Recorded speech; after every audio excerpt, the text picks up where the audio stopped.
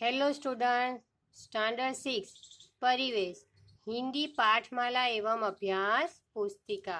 इसमें हम लेसन 4 देख रहे थे।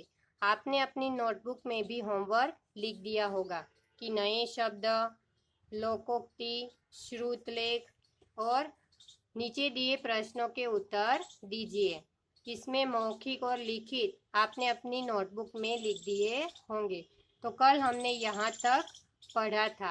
आज हम पढ़ेंगे आगे दीर्घ उत्तरीय प्रश्न, यानी दीर्घ यानी बड़े। तो इसमें है क, नकल में पकड़े जाने पर कार्यवाही होती है। इस पंक्ति में किस कार्यवाही की बात की गई है? कि नकल में पकड़े जाने पर क्या कार्यवाही होती है?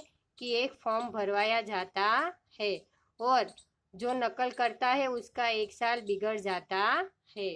तो इसमें उत्तर आप देखो, उत्तर लिखिए अपनी नोटबुक में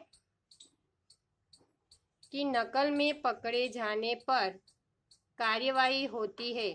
इस पंक्ति में किस कार्यवाही की बात की गई है?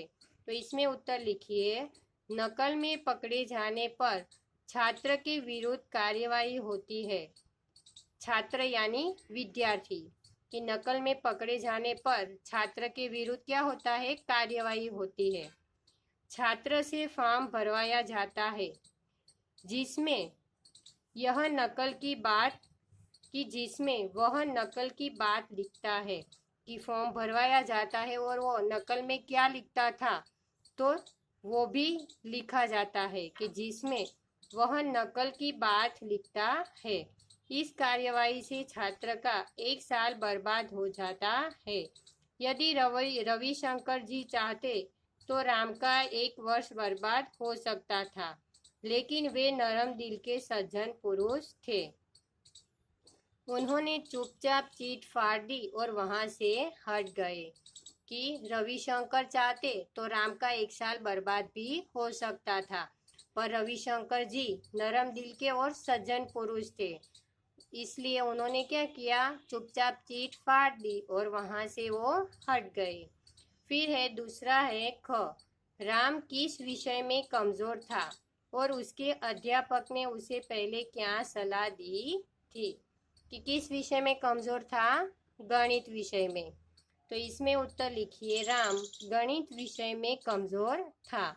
अध्यापक ने राम को पहले सलाह भी दी थी कि यदि गणित में उसे कुछ पूछना हो तो घर आकर पूछ लेना, लेकिन राम उनसे मदद लेने नहीं गया, बल्कि कुसंगति में पढ़कर नकल करने की गलती कर बैठा।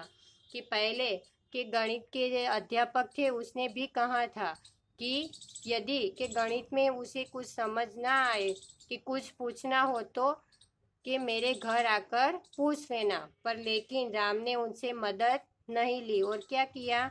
कुसंगति में पढ़कर नकल करने की गलती वो कर बैठा। तो ये दीर्घ उत्तरीय प्रश्न ये आपकी हिंदी की नोटबुक में लिख देना और लर्न भी कर देना।